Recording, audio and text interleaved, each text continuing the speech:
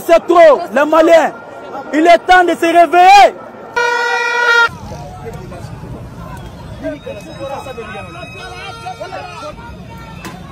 Et ça, c'est une démonstration de force qui prouve que les Maliens sont capables de réagir à tour d'écart. Quand tu déroules tous les termes de référence, tu ne trouveras nulle part une ligne parler d'élever le président de la transition au rang de président de la République, chose qui ne se fait jamais ailleurs dans le monde, et de donner un mandat de 5 ans au président de la transition. Une situation d'une gravité exceptionnelle secoue actuellement le Mali. Ce qui, il y a encore quelques heures, n'était qu'une rumeur bruissant dans les rues de Bamako, s'est transformé en un raz-de-marée populaire d'une ampleur inédite. Ce matin, des milliers de citoyens en colère ont convergé en masse vers le palais présidentiel de Koulouba, siège du pouvoir malien. Leur objectif semble désormais sans équivoque, marquer une rupture totale avec la direction actuelle du pays. Et pour certains, aller jusqu'à renverser le président de la transition, le colonel Assimi Goïta. Salut à tous et bienvenue sur votre chaîne d'information de référence. Aujourd'hui nous vous emmenons du côté de l'Afrique de l'Ouest, plus précisément au Mali où le climat politique est à son paroxysme. L'atmosphère est électrique, explosive.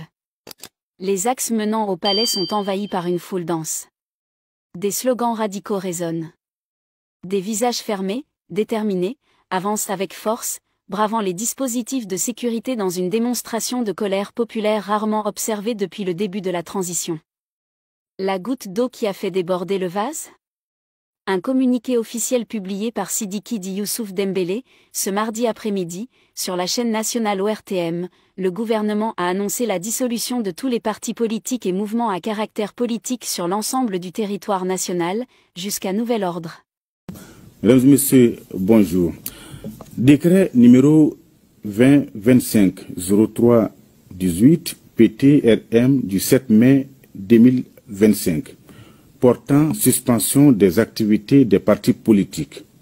Le président de la transition, chef de l'État, vu la Constitution, vu la charte de la transition, vu la loi numéro 2022-001 du 25 février 2022 portant révision de la charte de la transition, vu la loi numéro 66-6/ANRM du 2 mars 1966, modifiée portant réglementation des assignations à résidence, des mesures d'éloignement et d'expulsion, vu la loi numéro 04-038 du 5 août 2004, modifiée relative aux associations, vu la loi numéro 04-051 du 23 novembre 2004, portant organisation générale de la défense nationale.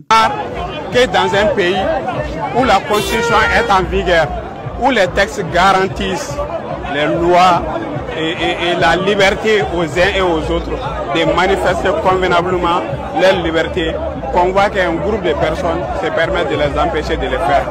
C'est quelque chose qui est vraiment déplorable.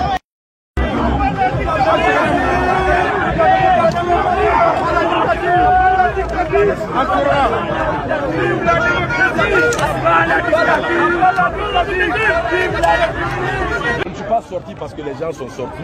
Je suis sorti parce que nous sommes à une étape d'un processus qui doit inquiéter tous les patriotes, tous les démocrates, tous les citoyens. Donc, souffrez, je suis sous la chaleur, mais je prends mon temps pour que vous, vos auditeurs, puissent vraiment, leur lanterne puisse être éclairée. Alors, lorsqu'on a fait ceci, il y a eu la phase nationale de ces concertations. Lors de cette phase nationale, moi j'ai eu l'impression, devant ma télé, que nous sommes face au résultat d'une dictée préparée. Parce que comment des Maliens de différents horizons, de différentes couches, peuvent se retrouver pour parler sur les modifications à apporter à la charte des partis politiques et à l'arrivée, que ce soit à Gao, que ce soit à Caille, que ce soit dans la diaspora, les recommandations soient les mêmes. Interrogez-vous, interrogeons-nous sur la sincérité de ce processus. Pire que ça, lorsqu'on organise des rencontres de cette envergure, il y a ce qu'on appelle les termes de référence. C'est dans les termes de référence, on décline le contexte. Pourquoi on veut faire cette activité? Maintenant, on décline l'objectif général. Quel objectif on veut atteindre? Pour atteindre cet objectif, quels sont les objectifs spécifiques qu'il faut atteindre?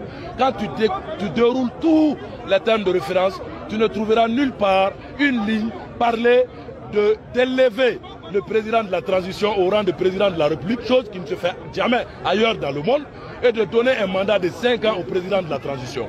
Alors on se dit, est-ce que la cabale, la tentative de cabale contre la classe politique, est-ce que ce n'est pas une tentative de diversion pour arriver à leur fin?